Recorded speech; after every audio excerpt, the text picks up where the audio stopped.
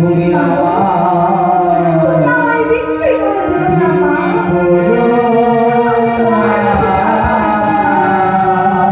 তুমি আমায় বিক্রি করে দিও না। কেউ যে আমায় ভালোবাসে না মা। তোমার মতো করে কেউ যে আমায় ভালোবাসে না। তোমার মতো করে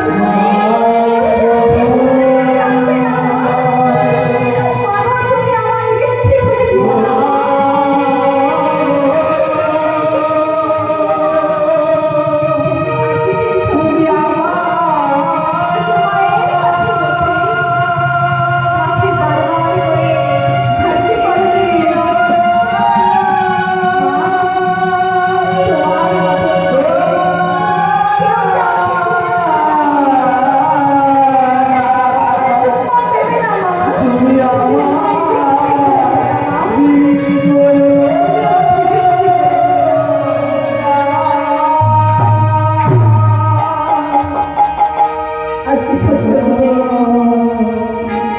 আজকে বারবার করে মাঠে বলছে মা তুমি আমাকে যেমন ভাবে ভালোবেসে ডাকো কেউ যে আমাকে ওইভাবে ভালোবেসে ডাকবে না মা। আজকে মাতা পদ্মাবলী দেবী বলছে বাবা কুবের তুমি তো রামায়ণের খেলা খেলো, বাবা কুবের তুমি তো মহাভারতের খেলা খেলো।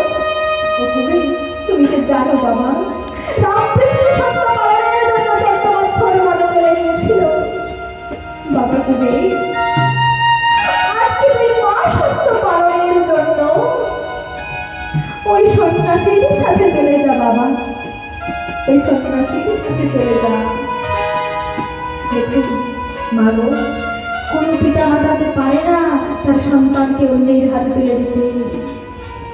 তাই আজকে সেই মাতা পদ্মাবতী দেবী আজকে নিজ পুত্রকে সন্ন্যাসী বাবার হাতে তুলে দিয়েছে। আর সেই ছোট্ট কুমির আজকে সন্ন্যাসী বাবার হাতটি ধরে আজকে চলে যাচ্ছে। আর মাতা পদ্মাবতী দেবী তিনি ধুলায় গড়ার করে দিয়ে যাচ্ছে আর বলছে বাবা কুমির একটি বার আমায় মা বলে ডাক বাবা।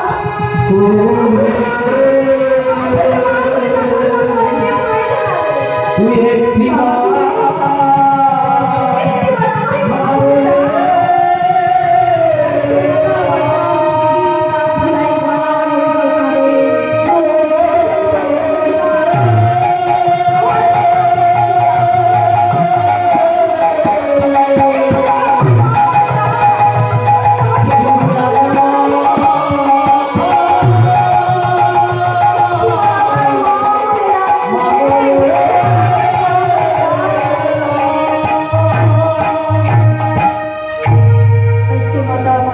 দেবী ধুলায় ঘোড়া করে দিয়ে চিৎকার করে কুবের কুবের বলে ডাকে।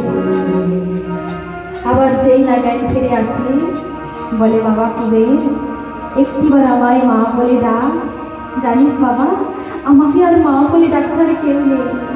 মানো একটা মায়ের মন থেকে যখন সন্তান হারিয়ে যায় তখন সেই মায়ের বুঝে যে সন্তান হারানোর কতটা ব্যথা, কতটা যন্ত্রণা, কতটা দুঃখ।